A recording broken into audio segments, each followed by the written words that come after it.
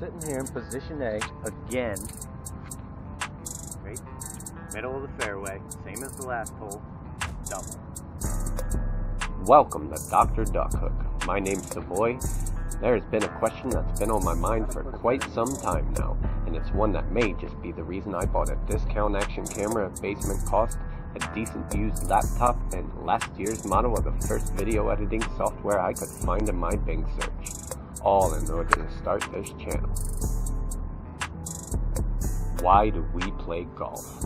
Like, seriously, why? 5 miles fast. This game has always been my love and passion. It's brought me incredible highs and embarrassing lows. But on the surface of it, as a game where I hold a stick and hit a ball across the field or beach or woods, all in the hopes of getting it in a hole 4 1/4 inches wide quicker than my friends, this game's actually pretty silly. And then you go and you hit a shot like that. Why? Why do we play? Why do we do this? The first one, in the bunker. Second one, looking like 6 feet. Yet we continue.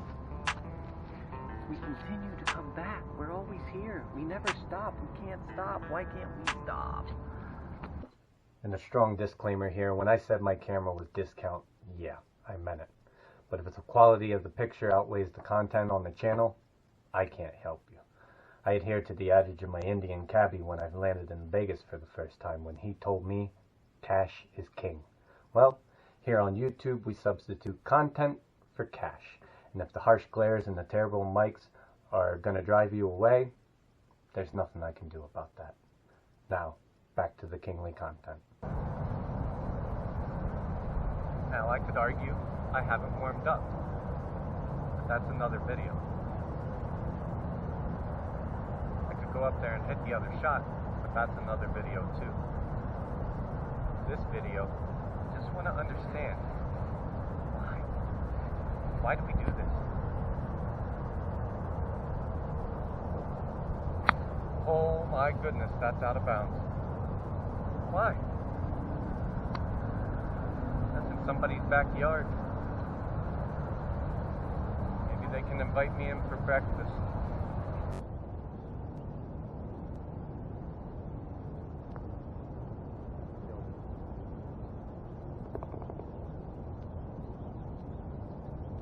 What do you do in that instance? When you chunk one fat in the bunker and then blade that one out of bounds, but you hit another one from the fairway and you stuff it real close and you just made a double on the last hole. You play that one. You take the birdie. It's the one good shot around that keeps you coming back. That's what they say, isn't it? While I think there's a lot of truth to that, I also think that line of thinking is inherently wrong. Even Tiger Woods said he only averages one perfect shot around, and he gets around the course in about 25 less shots than the average golfer. So he's finding perfection in the golf swing around 1.5% of the time, and that just doesn't seem like enough for me. So what else could it be? For me, we're going to have to start at the beginning. Ever since golf's inception on the eastern coast of Scotland in the 15th century, over 500 years ago, it was continued to capture those that dared pick up a stick and try to hit a rock over a sand dune, seemingly to never let them go again. So much so that in 1457, due to an oncoming enemy invasion and his troops neglected their military training, King James II banned the game entirely. That was 35 years before Columbus came to the Americas. And even then, even under a royal edict to return to training, golfers just couldn't stop. And in 1502, King James IV of Scotland gave the game its first royal seal of approval. Halfway through the 18th century, in 1754, St. Andrew's Society of Golfers was formed, and Royal Blackheath soon followed, opening near London in 1766. It took 60 years for golf to travel outside of the UK, and it's no surprise the next country to succumb to the craze was the heavily imperially influenced India, founding a club in Bangalore in 1820. By the end of the 19th century, golf clubs were sprouting up all over the world, with the USGA's establishment in America as well as Royal Hong Kong opening in China. Today, golf definitely conquered the world, with courses in over 200 countries. While I find the history of the game very interesting, and I hope you do too, it does little to answer the question as to why golf's so popular and why we can't stop playing it. It only explains the longevity the game has garnered thus far. However, for me, a piece of our answer comes from an aspect of the game that differs from any other game known to mankind. In truth, it can actually never be replicated, and that's the area in which the game is played, the courses themselves. This is chess. Depending on the source, chess originated in India somewhere between the 6th and the 8th century, well before any Scotsman dared dream of golf. As the game spread to Persia and all across Europe, some of the pieces have transformed, taking other pieces' moves and altering names. But the game itself hasn't changed very much. And most importantly, the 64 square board never changes at all. Checkmate. What? Have fun losing. Goodbye.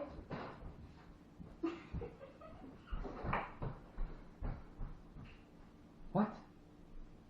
While every game of chess is unique, it's just not so different from the next by much, because the surface on which it's played is the same every single time, making the game very rigid and static, like my ex's dad. I dare someone to try to invent a board game in which every time the game is played, the board itself changes the way golf courses do. Although I wouldn't limit this surface debate strictly to games on boards, I struggle to think of any other sport that varies from one field or pitch or ice rink or whatever the hell baseball is played on, the way that golf changes from course to course. Sure, football pitches across Europe vary in size, but their dimensions aside, their shapes are all the same, rectangular. Same with basketball and even baseball to some degree. Table tennis, pool, darts, even horseshoes basically never change either. But golf courses are tree-lined, they're wide open, they're littered with bunkers or water hazards, or they have all of those features throughout the whole course, or all of them on a single hole. There's literally no blueprint for golf. There are no architectural rules to abide by. In fact, the only sport that comes to mind that is as nuanced as golf is skateboarding, as it too relies more on the terrain in which it's played than any underlying rules of the game itself. In fact, in skateboarding there are literally no rules at all, you just do whatever you want. And it's in this first piece of our answer to my big question where we find the second piece, the uniqueness of the game. Rick Shields is inarguably the most popular YouTube golfer right now, with 1.91 million subscribers, and I am actually currently 3 of them. On October 12, 2021, Rick put out a video that garnered almost 500,000 views in 2 weeks, where he played a single hole 18 times. This is the closest that golf ever came to being played on a uniform surface since the 15th century, when golfers considered themselves damn lucky to have even a single hole to play. Rick showed up to the course in the darkest hours of the day to get out before all the other golfers, also starting on the 14th hole to help stay ahead of the day. Hitting the first shot in darkness, Rick put it to a literal foot to start off with a birdie. On the next shot, he hit it to about 8 to 10 feet, where he properly drained his second birdie of the day on his second attempt. From there, it was all downhill. After getting lucky on a thin third tee ball, Rick made par. Then he hit his fourth a mile away and proceeded to 3-putt the hole. On his 8th lap, he finally missed the green long. After thinning it out of the first bunker, he ended up in another on the other side of the green. He came close to holing it from the bunker, but then went on to miss the bogey putt to card a double bogey. The point of recalling Rick's repetitive round is to highlight the uniqueness that lies in the game. Rick hit the same club the majority of the time, but never once had the same putt, even seldom to be on the same line putt he had prior. If I were to make a same move on a chessboard, I could bet the house that my queen would maneuver in the same manner she did in a prior game on a prior move, unlike my ex-girlfriend. Golf doesn't work that way, though. By playing the same hole 18 times, Rick, without knowing so, demonstrated the degree of variance expected while playing the same hole time and time again. He wasn't very consistent, therefore he only ever had the same shot from the tee 18 times. Even then, conditions constantly change, and being that Rick is English, those conditions are considerably abysmal. Other than being a huge fangirl, here's the thing, and the main reason I even bring up this video at all. Golf, every time you play it or I play it, is played somewhere else. It's played somewhere different. Another course, another hole, another set of tees. Unless you're a member of some prestigious club and only choose to be seen on those premises, you and I don't golf the same course more than once a week, most opting to change things up where they don't play the same course twice inside a month. This continuous rotation of where we play gives golf a unique quality seldom replicated in other games. And as we've seen in the Rick Shields video where he played the same hole 18 times, even from the same exact spot, results in golf vary greatly. As we deal with different lies, one's in fairways, one's in deep rough, a ball sitting on pine straw, a ball on the tarmac of the cart path, a ball on Frankenstein's fat foot. There have even been times on the PGA Tour where players have found their balls up in a tree. And I'd be willing to bet you could count on one hand how many times in the 1,200-year history of chess someone found their bishop in a goddamn tree. This is even without bringing up the fact that the grass the game is played on varies incredibly from region to region. People indigenous to the north of the United States or in Britain will be left scratching their heads the first time they encounter Bermuda grass. If you've never had kikuyu grass under your feet, have you ever even walked a fairway? Other grasses used for golf construction are grasses like bent and poa annua, and of course my favorite grass to play on. Also, I'm sure the rock-hard greens in sun-baked Australia will react incredibly differently than those in the considerably softer North US of A or Canada. And even if you do play the same course day in and day out, greenskeepers the world over change their teeing grounds and holing locations daily. And the degree of suck you bring to the course on any given day never replicates the same swing twice in a row, which gives you plenty of opportunities to try different shots. And even when we cash in on our unwritten given of the mulligan, if we use that mulligan on certain putts, we can see the outcome of those putts varies, as the greens seem to break both ways, like David Bowie and Mick Jagger in that one video, you know the one, yeah, that one. Or your putt hits a pothole and the other one doesn't, one lips out where the other one circles the hole and drops, kind of like what happened at the end of that David Bowie and Mick Jagger video. And that's something you don't get in chess or Monopoly. A well-maintained Monopoly piece circumnavigates the theoretic old Atlantic City just as well as a hair doll made of things my cat pukes, which makes perfect sense when you think about it. And since we're on the topic of animals, I feel the need to bring up the fact that wildlife lives and breeds on our fields of play, where golfers the world over step lightly on certain greens riddled with goose excrement. Also, we have to deal with the likes of deer, birds, foxes, motherfucking roos when you're down in Aussie land, and of course even bears.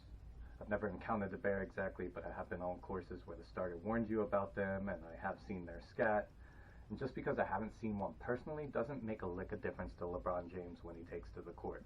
Personally, I would love to see LeBron taking it to the rim when this bad boy's down in the post. Not today, Bron. Not today. I know chess and football can be incredibly addicting in their own right, but the unknown, unrealizable future golf has makes golf the most addicting game imaginable. But as I said before this epic rant about golf's unique quality, this is only a piece of our answer. For me, I think the easiest way to get to the bottom of golf's stranglehold on Sunday mornings is to stop looking at the game itself and to start looking at the people queuing up at first tees the world over. The demographic of golf spans an immeasurable amount of the world's population.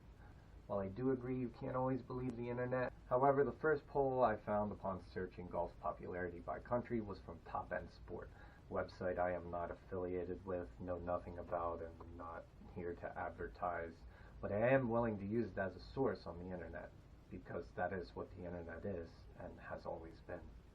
However, according to them, there is one country in the world where 100% of the population identifies as a golfer, which makes me wonder just what the hell they do in their maternity wards. And that country, of course, is Ireland. And to be fair to Top End Sport, I know exactly one Irishman, and naturally he golfs, so yeah, their math checks out. Sometimes the internet can be believed. Surprisingly, Canada comes in at number 2 with 85%. The UK, USA, and South Africa round out the top 5, coming in at 80, 79, and 78 respectively. I would have thought UK and US would be above Canada. Namibia with 31% was probably the biggest surprise for me though, although I am admittedly ignorant about all things Namibian. However, here are the first images I found of golf in Namibia, and I was not let down. Therapy, this is fire.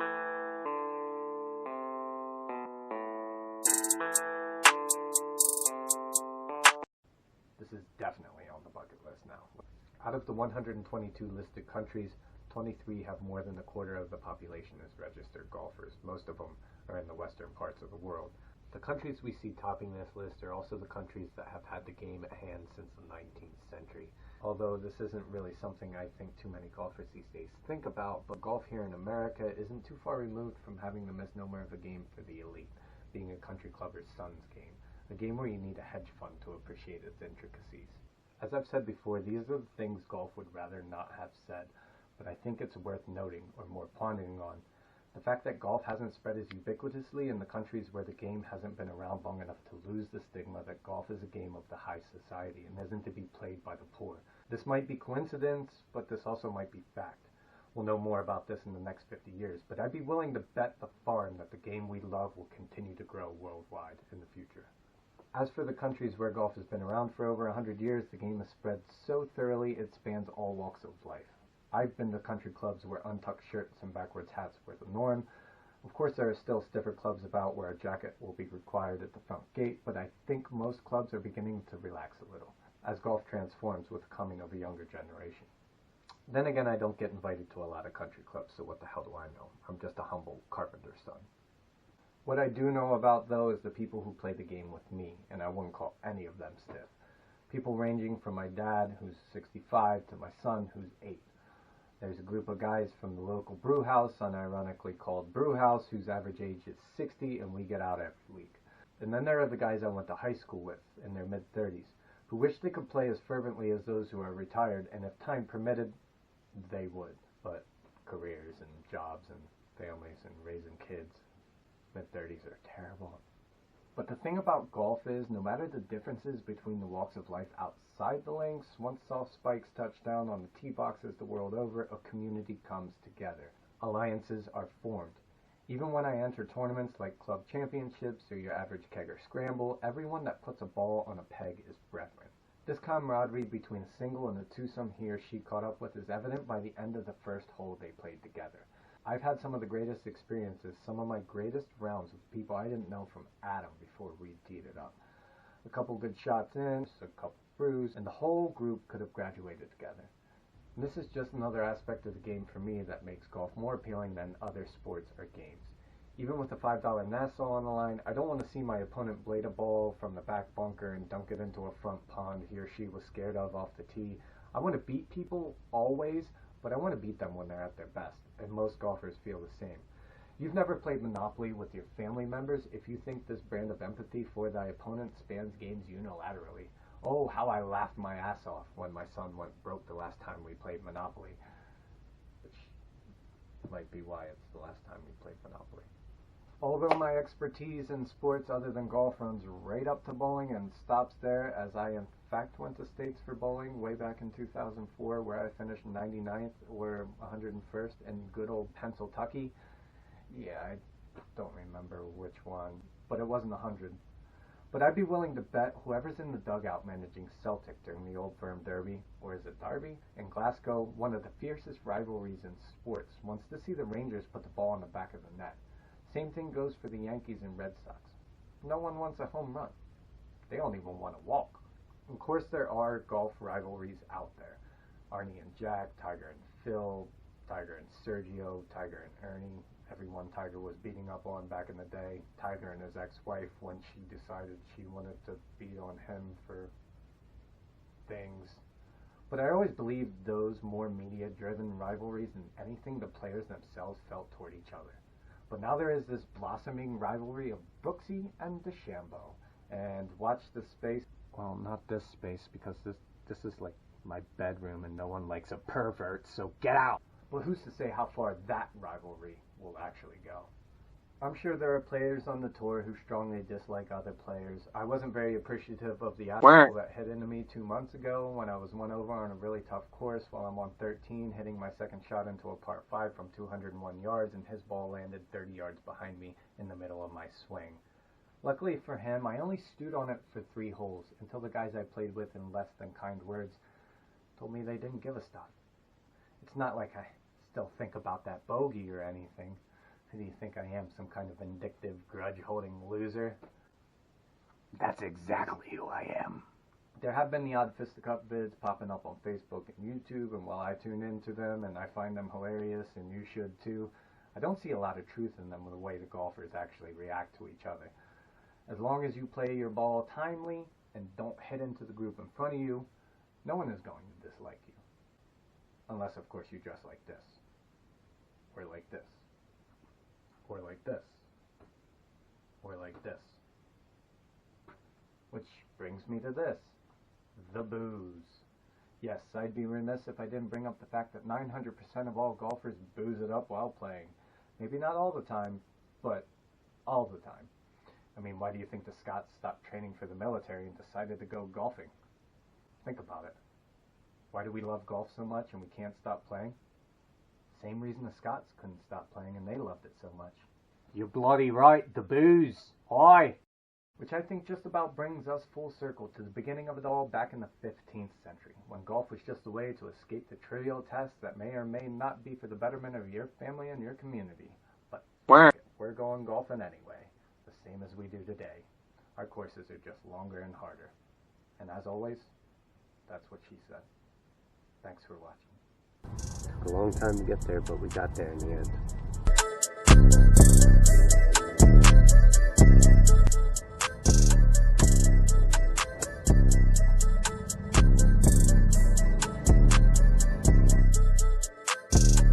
Another good shot.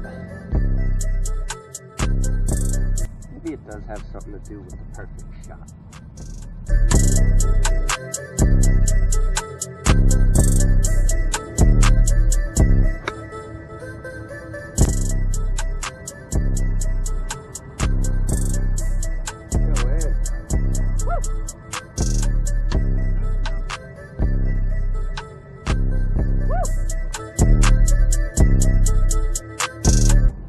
Maybe it is the unique nature of the golf course, the beauty that we find in it. Whether you're playing good or playing bad, you're not working. Bad day on the golf course beats a good day at work, every day.